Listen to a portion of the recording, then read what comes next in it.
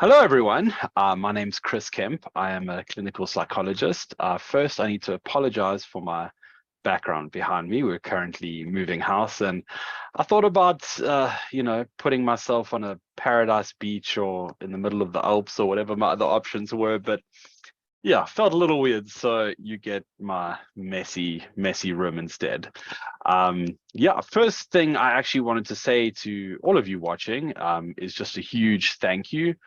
Actually, I feel that what you guys do for SADAG is incredible. I think it's just amazing that you give up your time so freely, to help others and to be a part of the desperately needed mental health resources in this country. So I'm a huge fan of SADAG, and SADAG wouldn't really exist without you guys. So yeah, just a huge thank you to all of you for what you do. And yeah, I hope that this little chat today is informative, interesting, doesn't put you to sleep, all the rest of it.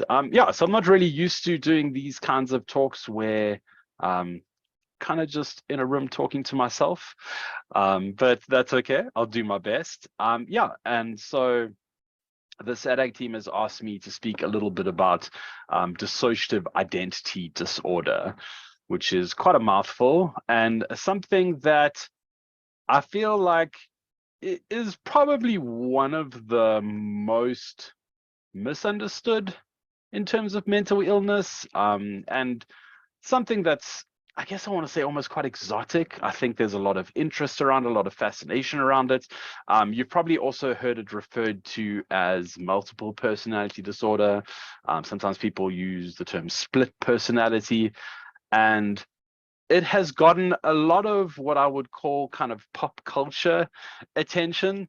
There's a lot of movies that will use it as a premise, and um, books, ideas, all these kinds of things, right? Where it'll make its way sort of into the mainstream, and as things do, not necessarily be very accurately represented. So a lot of what you've seen in movies or even documentaries, things like that, where it's sort of blown quite out of proportion, quite glamorized. So if you have any experience with things like that, that is kind of the extreme in terms of how it's represented. I wouldn't really call it accurate. It's not complete nonsense, but yeah, we'll get to that. So the first thing I want to say about DID, I'll just refer to it as DID from here on out, is that it is exceedingly rare. So while it is something that is quite interesting, and quite unique, it's something that I would say there's a very good chance that you never come across. In my time working as a psychologist, where I have worked in sort of inpatient psychiatric facilities, which is where you're more likely to see something like this, because it is generally quite a severe illness, if I can put it that way. It generally will affect someone's ability to function in the world. So oftentimes you would see more of this in a place like that. And even saying that, I've come across maybe, I'm trying to think if it's more than one, maybe one or two people that had this diagnosis. So it's very, very rare. So it's not necessarily likely that you would get a caller or someone calling in who has this. It's also one of these things that's very difficult to pin down because there's so much misdiagnosis. There's a lot of self-diagnosis. People, rightly or wrongly, like to diagnose themselves with things that are more exotic. Depression and anxiety are just so 2007. We've got to ramp it up with something a little more glamorous. So there's a lot of kind of personality stuff that you might see, people who maybe have some traits of personality disorders, things like that, that might do some Google searches and decide that they have this. But we'll get a little bit more into that. So in terms of statistics, it is incredibly hard. You will have statistics saying as low as 0.01% of the population. And I've even heard stats as high as 4% in some studies of the population as having been diagnosed with DID. Those kinds of numbers, at the upper limit, that's putting it on similar levels to, people who've been diagnosed with chronic or severe depression. And in my experience, that's not realistic at all. Even something like schizophrenia, which is sort of considered to be about 1% of the population, I have seen, I want to say, easily over 100 people with schizophrenia. So obviously, if you've done your psych statistics, you'd know my sample sizing has some issues here. But just sort of from my own personal experience, any percentages that are going that high, I don't really think are realistic, and I think is much more potentially down to misdiagnosis or incorrect diagnosis, something like that. I think that in general, with DID, it's tricky because there's a lot of overlap. So it's quite a controversial diagnosis. You might find some psychiatrists who don't even really, I don't want to say believe in it, but sort of feel like it's better explained by other things. So a lot of what we do in psychology, psychiatry, when we talk about diagnosis, we talk about differential diagnosis. So someone's presenting with a particular symptom, and the question kind of becomes, okay, well, is it this or is it this? Let's say, for example, someone is experiencing some kind of psychotic symptom, maybe they are hearing voices. So we need to kind of discern, is this a psychotic feature as a result of an extreme depression? Is it the result of a manic episode in bipolar, or is it a part of a much bigger psychotic disorder such as schizophrenia? So that would be kind of a differential diagnosis. So the reason that would be important is in terms of treatment plans, how you would medicate someone and how you would engage in therapy and all the different aspects you may incorporate to support them.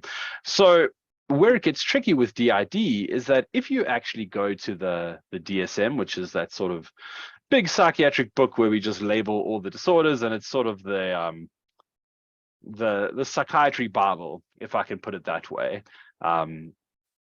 Their DID is pretty poorly or rather vaguely defined. So the criteria is essentially, you have these, I'll get more into the weeds of what DID looks like, but essentially the criteria is, okay, you have these multiple personalities, you have memory issues, and this can't be better explained by something else.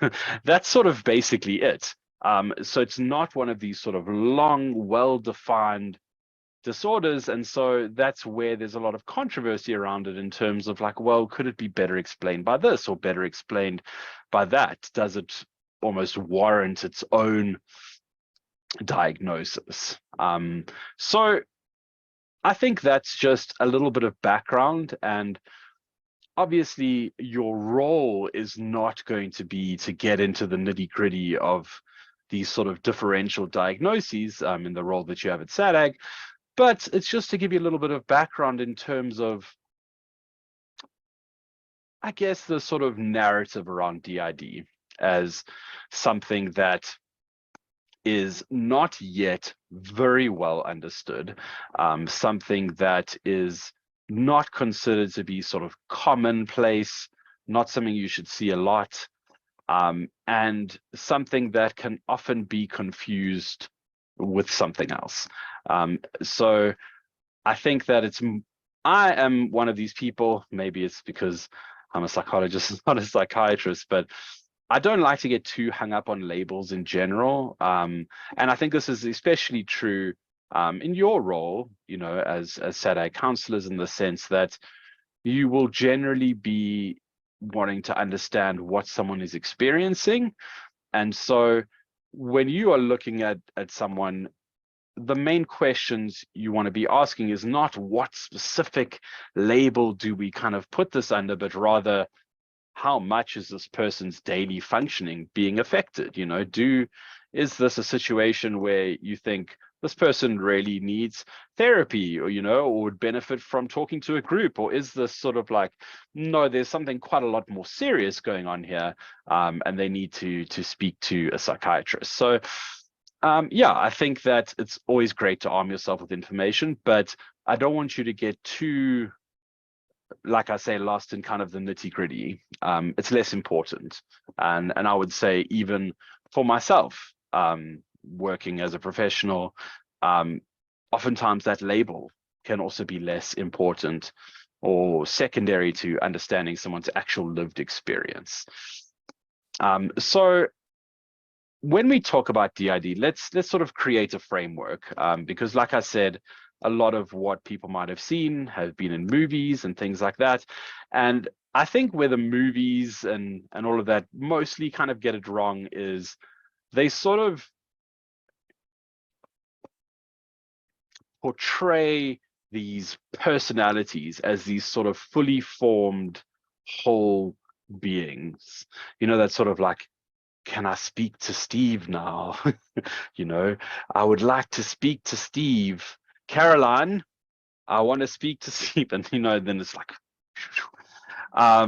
so it's a little bit over dramatized in terms of this idea that, there are these completely separate individuals, with their own everything. And they are completely unaware of each other, and it's sort of like multiple minds living in one body. In reality, DID, essentially what it comes down to is a coping mechanism. Remember, the first D is dissociation. And when we talk about dissociation, we're talking about disconnecting from the world.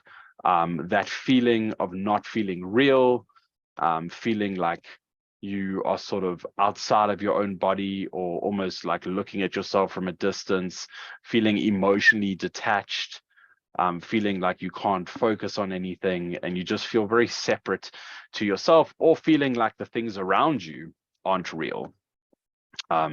That, you could reach out and touch something, but it doesn't feel quite real to you. So that's sort of what we are largely talking about when we speak about dissociation. Now, where the identity part comes in is that part of this coping mechanism is that people will dissociate to the extent that they will sort of access a different part of themselves that empowers them in some way. So almost all cases, I would say, sure. I mean, you never want to say 100% for anything, but almost always we're talking about severe early. Sorry about that. My Zoom just did a little switcheroo with the recording, so hopefully everything's still coming out okay. So we're talking about early childhood trauma, and that's really what it comes down to with DID, is this idea that you experience something as a child, an environment, especially an abusive environment, or it can be, a traumatic event, or just long-standing trauma. So you imagine this small child growing up in an environment where the world around them is so unsafe and so threatening that they can't cope with being in it. And then what you do is you dissociate. You almost want to leave reality behind. Part of that can sort of split into another kind of personality that maybe is more. So maybe you have one personality, your sort of core self, that feels very beaten down and shy and timid, but by almost dissociating from yourself, you can access this kind of like, almost like a fake it till you make it, like this kind of other personality that's very strong and rude and assertive and sticks up for yourself.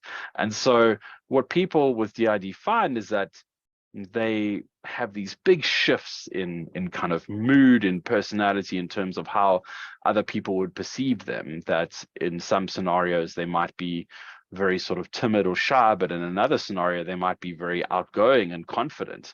And that's taken to its extreme, can result in these almost distinct personalities.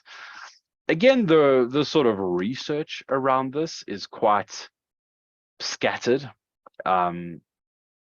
Like I said, one thing that people seem to agree on is that these aren't fully formed whole personalities. So it's not a whole other person. There's still very much aspects of you in that. But sometimes people will refer to someone by a different name, different sort of mannerisms, different ways of being. And normally this shift might be triggered by what's happening around you. So if you are a very sort of shy, timid person, and you feel like you need to access this part of yourself that's very strong and assertive, if you're put in an environment that feels threatening, you might find that you sort of access that. So depending on the person can kind of depend how functional someone is. Some people get diagnosed with DID quite late, but they've managed to sort of function relatively well in their lives. But for family, friends, people who are close to them, they might feel like, sure, this person is moody, or this person can really, flip. And those are the aspects that can start to become problematic. So basically the core aspects of DID, I'd say there's three kind of main pillars. The first is that dissociation. So remember, at the core, this is a coping mechanism. This is a way of escaping a threatening reality, usually as a result of a childhood trauma that goes sort of unresolved. So that dissociation. Then that dissociation becomes so extreme that you almost inhabit these kind of different identities.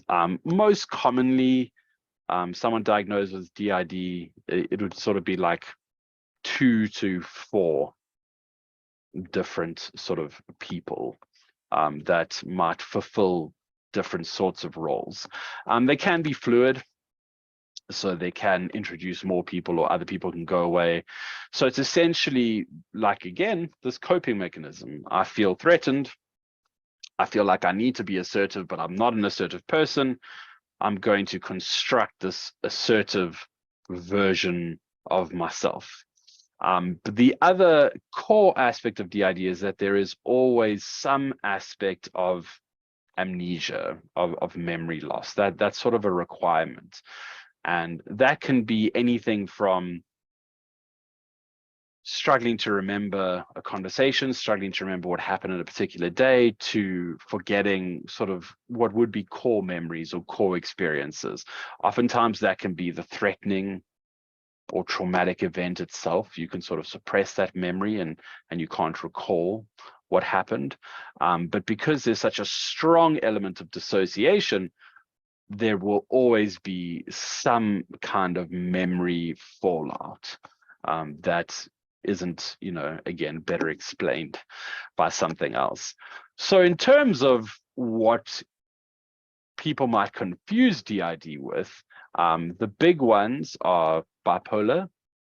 Obviously, someone with bipolar can be prone to some pretty intense mood swings.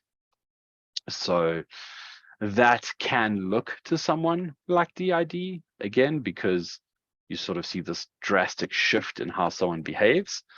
The other one is some kind of psychosis, so some kind of schizophrenia or something like that, where someone, first of all, a lot of psychotic disorders come with some amount of withdrawal or dissociation, what we kind of refer to normally as negative symptoms, where someone might appear just sort of dazed or not there, even catatonic.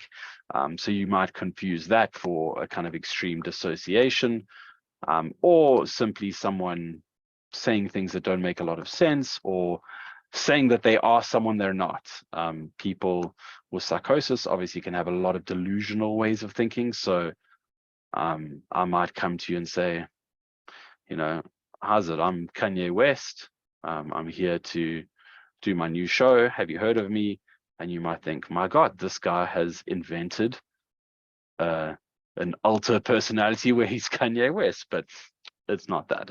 That's much more likely to be a psychotic episode that I'm going through. And the last one, quite a big one, is borderline personality disorder.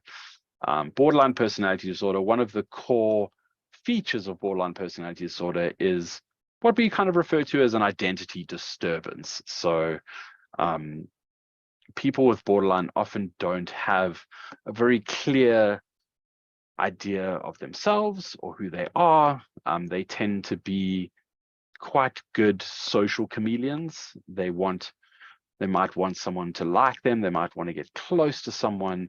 And so they're quite good at altering their personality as they kind of need to in order to develop that sense of closeness, with the fallout of that being they don't have this very good, solid idea of this is who I am and this is what's important to me. So borderline personality disorder is quite a big one in terms of being potentially misdiagnosed as DID. And I think that in explaining how easily this can be misdiagnosed shows to what level it can be debated. Is this DID? Is this better explained by something else? And also how unclear it can be. You know, it's not this clear case of, you know, you're talking to someone and then they, who's Chris? I'm not Chris. I'm Jonathan. I'm a welder. You know, it's not that movie-like kind of thing. So it's usually not that easily understood. So yeah, but that identity confusion is there, that dissociation is there. And this idea that people are entirely unaware of these different personalities, that's not necessarily the truth either. It's quite uncommon for people to have what I would call sort of like a fugue state, where they kind of like black out and this other personality goes and does a bunch of things, and then they wake up as this other person and now they don't remember anything. Oftentimes people will describe themselves as feeling like a passenger in their own body. So when they dissociate to that level, remember dissociation, you feel outside of yourself. Now this sort of other stronger personality has taken over, and they can see themselves doing things. They obviously are doing the things themselves, but they feel quite powerless potentially. They might feel like they're almost just watching it happen and they can't control it. Yeah, so it's not necessarily like, oh, I just like blacked out and I was a different person. Sometimes it can just feel like you're not really fully in control of yourself. And again, it comes down to these sort of coping mechanisms, but this kind of thing can put someone at risk, can put someone in danger. You know, you may act out in a very different way. You might engage in sort of risky behavior, criminal behavior, harmful behavior, because you have sort of dissociated, and now there's a different sort of part of you that's serving this need that you have. So in terms of treatment for DID, it's usually therapy-based, trying to work through that trauma, trying to sort of integrate this kind of fractured identity. Because again, these are all sort of parts of who you are, and they're serving some kind of need for you. These sort of personalities, they aren't random. They're not just, you know, pull some character traits out of a hat sort of situation. Generally, it's because there's some part of you that felt like you need this as a coping mechanism. You need this to help you survive in the world. So you can use therapy to try and integrate these parts of you together. That you have had this experience, it doesn't mean that you are incapable of being assertive. It doesn't mean that you're incapable of putting up boundaries or protecting yourself or figuring out what this need that you're trying to meet is. There's not a clear sort of medication path. I believe that if a psychiatrist was treating someone with DID, I'm not necessarily saying they'd give them nothing, because again, there's probably a lot of symptoms there that you could target, that you could try and assist with. And everyone's different. So while we have these kind of broad labels, not everyone's going to experience things the same way. And a psychiatrist coming up with a treatment plan in terms of medication, it's going to be different depending on what someone's going through, what they might need. Does this cause them a huge amount of anxiety? Are they experiencing any psychotic symptoms? Has it affected their mood? And again, when it comes to picking apart symptoms and things like that, that's where it gets a little bit tricky. It's not like, oh, you have DID. We can tell because we ticked these 6 boxes. Now we're going to take the DID tablets out of here. And, so it's something where someone will have to work with their psychiatrist, communicate what symptoms they're experiencing, and the psychiatrist would be able to judge whether or not they felt medication was needed. And if so, what medication would potentially help this person. I would say that in terms of DID, I think the therapeutic aspect takes a larger role because it's related to trauma, processing trauma. It's a very psychological sort of intervention.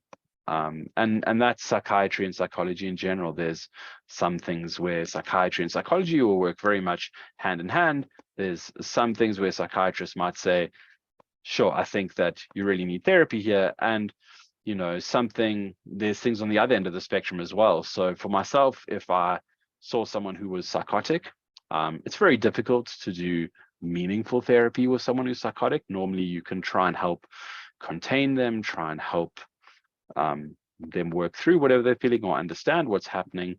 But you need a psychiatric intervention if someone is psychotic. So you would then want that person to first resolve those psychotic symptoms with medication, which it usually can respond to. So like everything, psychiatrists and psychologists, we work together and we sort of figure out the best way forward. But I would say with something like DID, it's just one of those sort of disorders where psychology would sort of take a larger focus because it's not as easy to medicate. It's not as clearly medicatable. I'm not sure if that's a word, but as something like a schizophrenia or a depression, something like that.